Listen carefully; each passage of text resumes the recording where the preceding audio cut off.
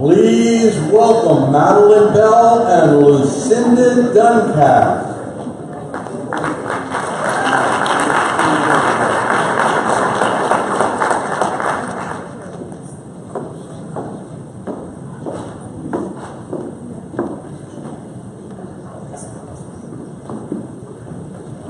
Good afternoon.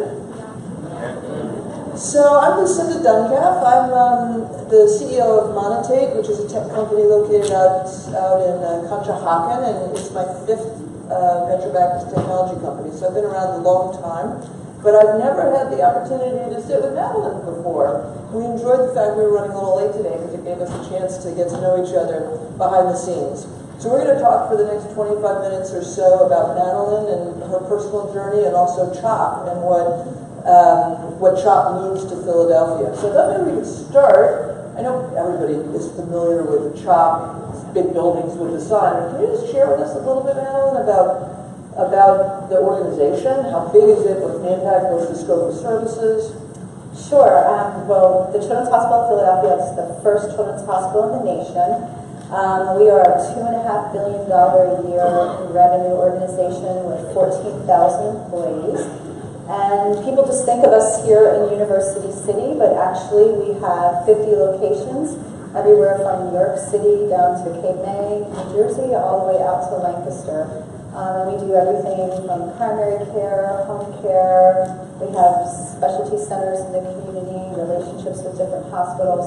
And what a lot of people don't realize is that we have a very large research institute. In fact, one of the largest pediatric research institutes in the world. So many of our physicians are also scientists and are focused on discovery and breakthroughs for children. And in addition to all of that, we were founded by physicians who were really concerned about the condition of underserved children in Philadelphia 161 years ago.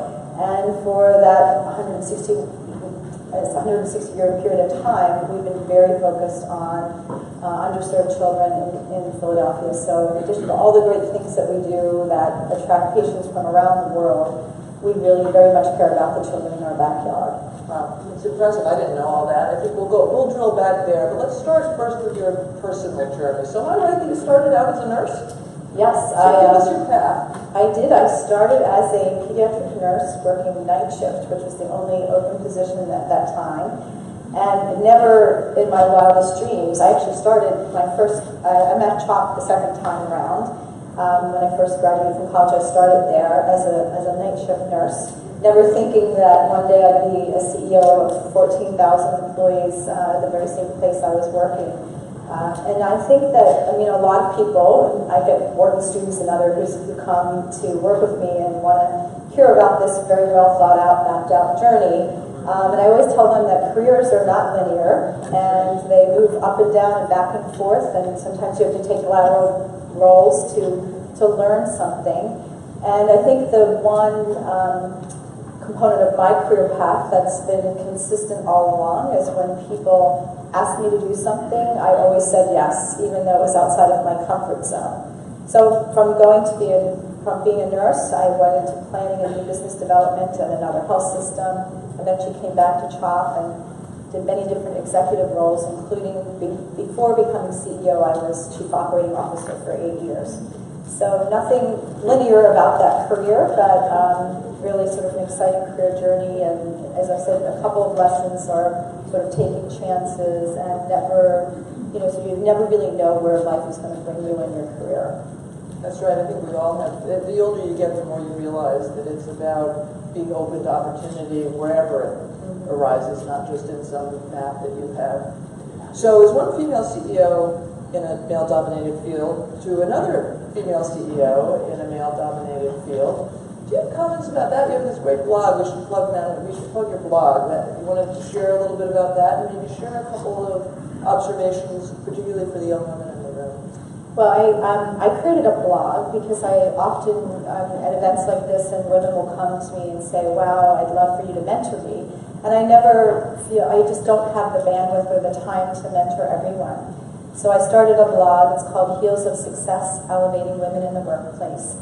And the focus, each of the blog posts are really around the types of advice that I give during mentoring sessions.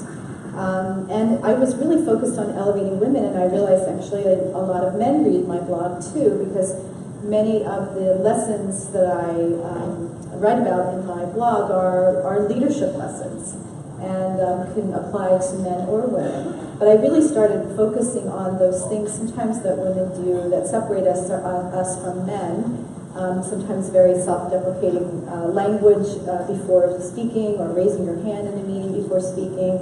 And so I wanted to help women raise awareness about some of the things that they are doing or we are doing that make us different or separate us from others in the room. Is there one that you could name that you look back and think that you were guilty of yourself as a younger professional? Yeah, so I guess the most recent blog post I wrote about was creating an elevator speech and the importance of doing that. And actually, I just didn't have an awareness. When I would meet somebody new, I would sort of have some rambling conversation about what I do and have trouble landing. And over time, someone taught me, you need to have an elevator speech. You need to be able to say in just a minute, who you are and what you do, so that gives the other person a sense of who you are. So I think that one, when I was young in my career, I just would have never thought about it, and in many ways might have even thought it was self-promoting, which is something that women often fear, being self-promoting. And I learned over time that no, in fact, it's just a way to frame yourself and position yourself in the audience or to the person that you're speaking to. Mm-hmm. Yes, I have a challenge this month with the self-promotion thing, because if anybody doesn't recognize the pictures everywhere, I'm on the cover of Philadelphia Magazine this month, which was a complete accident. There was no PR firm involved. I didn't try it with my employees. It was interesting because I had that same, in my 50s, I had that same fear that I would be perceived as self-promoting. So that's something I think we all carry with us. So what are some of the things that drive you today? Now you're a CEO professionally. What are the things that get you most excited? What do you enjoy the most? Well, I would say what excites me about my role and coming to work every day, other than the fact that it's just a wonderful place to work with a great mission, is the fact that we've really been committed at Children's Hospital to innovation for the last 160 years. When you're the first in something, it's sort of in your DNA that you're an innovator. And I love the opportunity to spend time with top physician scientists and hear about their ideas and figure out the best way that I can help those ideas come to fruition. And it often takes a lot of, not just resources, but sort of navigating. Is this something, that is part of our traditional academic research institute, or is this something that's part of our new innovation and entrepreneurship program that we can sort of take to market and accelerate dissemination of this idea more quickly? So for me, it's so exciting and invigorating to come to work at a place where people just are chock full of ideas and wanting to sort of just get those ideas out there to really help children. Well, you say, as the first, you have this DNA of innovation. That's true, although most organizations, I think as people know, get stodgy, which you've really managed not to do. So can you give us a couple examples of specific examples of innovations that you're working on? Sure. Well, let me just say how we cultivate those.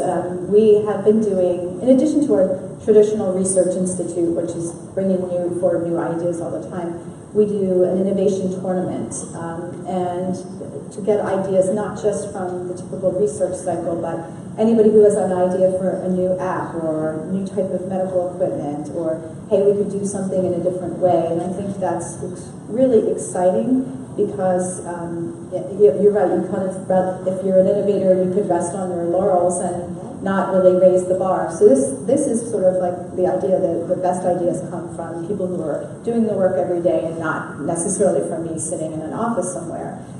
So that's sort of the process that we use. Some of the things that are pretty exciting to me, one of them I was just telling somebody about yesterday is called driving diagnostics. And you would never think of a children's hospital as having a new software program to help people to improve their driving skills. But it came out of 20 years of research that we did with our physicians, physicists, engineers, And we had a grant from State Farm, and we would study crash sites what happened with children. And that is the work that's informed all the passenger safety laws for children over the last decades. So the same group of researchers who have had international impact said, you know what, we've done a lot for babies and young children in passenger safety, and we should feel good about that, but what about adolescents? Let's work on adolescents next. So they ultimately created a driving simulator for adolescents to teach them to improve their driving skills, because as you know, it's practice makes perfect, and when you're an adolescent, it takes many, many years to be more comfortable and with all the distractions. And then we step back and realize that, well, gosh, this software, this driving, simulator is actually would be applicable to anybody in the population who drives. And so we spun this company out called Driving Diagnostics, and are now working with another state and possibly at the very end stages of having everybody in this state that is a neighboring state to Pennsylvania use this simulator before they get a driver's license. And we're talking to large companies that have fleets, driving fleets to help them reduce their accident rate. So it's a thing that you would never sort of suspect from a children's hospital, but I sort of think about the life cycle of what happened with this technology and how it got to where it is today. It all came from us wanting to improve child passenger safety. Well, it comes from that core value set, but then also the openness to innovation. Yes. Because many institutions go, well, that's not really us, whereas you fostered the growth. That's really exciting. Right. So I know another major emphasis for CHOP has been the West Philadelphia community, where the main hospital sits. Can you talk a little bit about your community efforts? Yeah, well, as I mentioned, from our founding, we've been very concerned about some of the conditions that children are living in and some of the things that face them in our community. And so we've designed community centers where not only are we providing health care, but we sort of use that as a hub and spoke and focus on literacy and other social determinants of health. And I'm really proud of many of our physicians who work in those locations because they've dedicated their careers to serving the underserved community.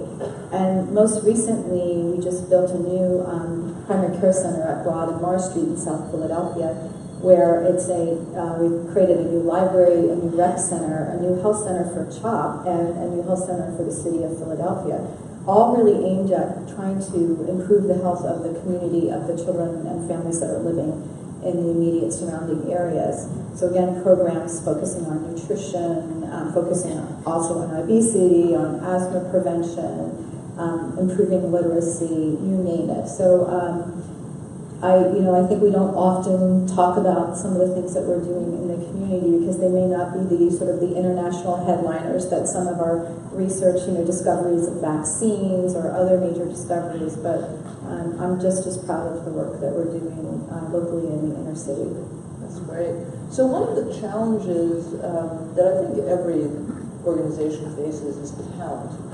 Talent acquisition, talent development. How do you think about that as a leader? Well, it's interesting when people ask me what's the most important thing that I do as the CEO, I tell them hire and develop good people. That talent strategy is the most important strategy, and I also often get a lot of crooked looks because it just doesn't seem very exciting, but as a leader, I'm only going to be successful if I surround myself with talented people. And I've been spending a lot of time really making sure that I have the right people, but not just making sure that I have the right people on board, but that they are empowered to work together. I've also been very focused on diversity and inclusion, and as the first woman CEO in 160 years, for me, that's an important part of my platform. I started our Diversity Council many years ago, and a number of the initiatives that we have internally focused on really trying to make a much more diverse and inclusive workforce because it's a strategic advantage to us, and I really absolutely believe that.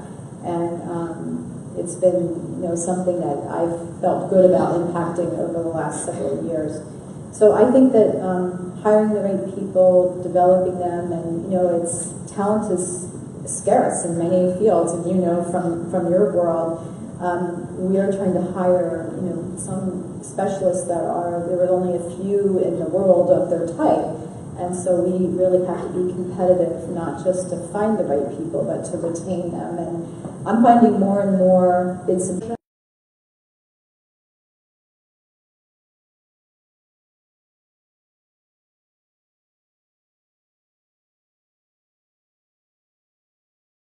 who've been at CHOP for more than 25 years.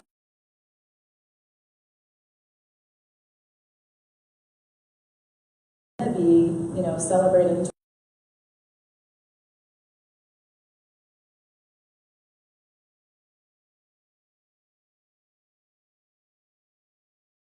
in fact, one of the things that we're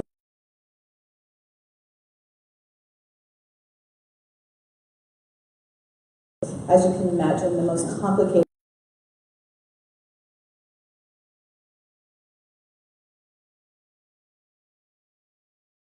with the years, they may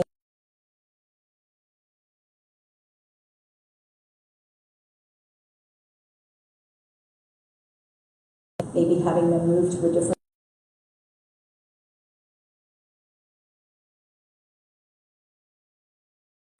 and setting up a network where they can go to another children's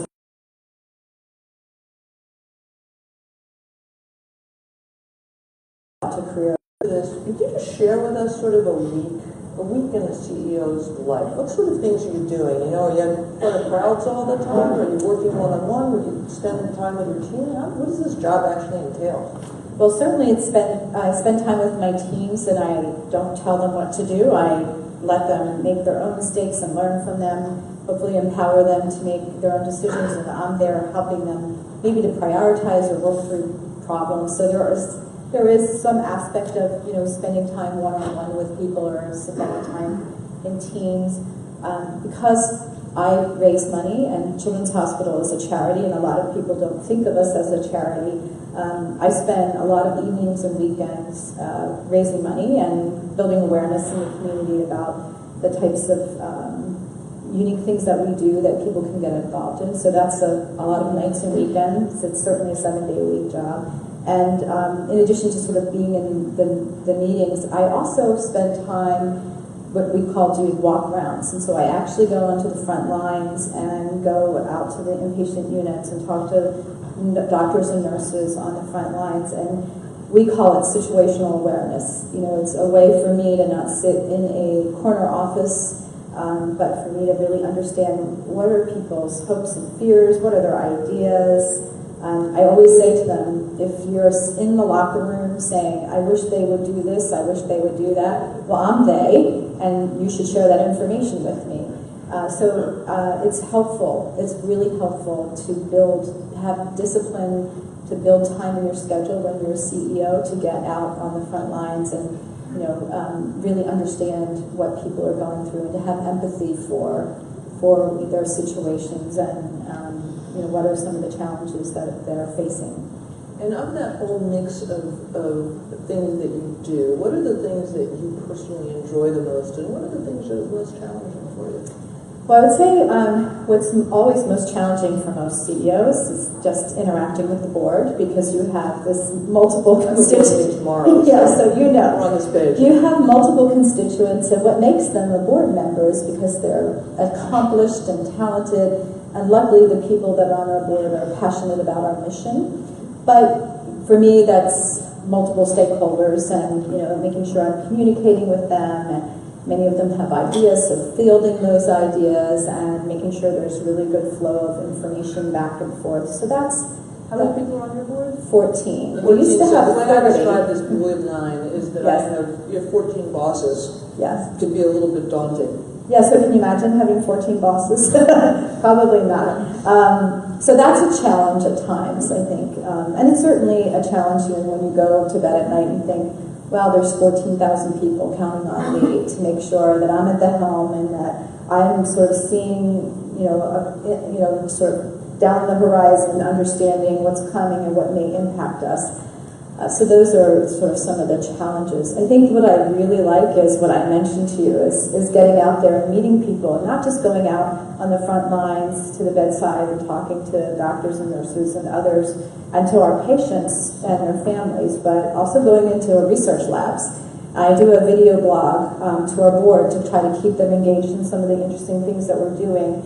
And I either go to the inpatient unit or I visit somebody in the research lab. And boy, do I learn a lot when you walk into somebody's research lab and you say, tell me a few really interesting things about what you're working on. And I learn so much, and I get inspired by the work that people are doing, and it keeps me focused on the future, and it keeps me focused on being sure that we have the resources that we need to do their work.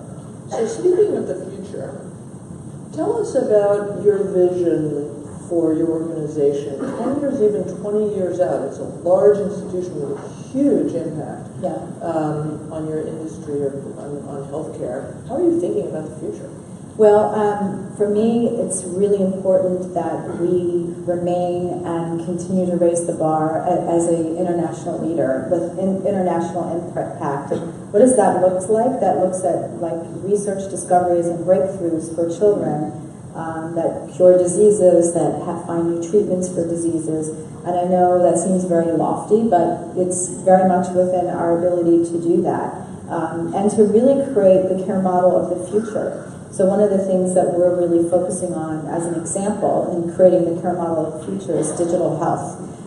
When you think about millennials, our patients are millennials and many of their parents are millennials. And so the way they want to interact with us is not always the way that patients or adult patients want to interact with their healthcare providers. So for us, high impact research discoveries that change children's healthcare around the globe, and really being the ones that are informing and creating the care model of the future for children. Wow, that's very exciting. I have to say, I want to end, if I can, by saying thank you. First of all, to CHOP, I think, for our entire community. And whether you're served specifically in the hospital or by one of the satellite offices, the impact that having an organization like CHOP that is a literally world leader sets a beacon, I think, for Philadelphia and what any of us can do in a little business like mine. We can aspire to that same level. And also, I would say, just as a parent of two kids, we had my older daughter actually both my daughters had Lyme disease, and it took a long time for the older one to be diagnosed. And it turned out that a team of 5 CHOP physicians across, it was orthopedics and all rheumatoid, and all these folks got together to figure out what the problem was. And I think, candidly, if we hadn't been here and hadn't had access to quality care at the level of CHOP, she may never have been diagnosed, and she's completely cured and totally fine. So I want to say thank you personally, but also on behalf of the community, having created such a beacon for the community. So thank you, Madeline. Thank you.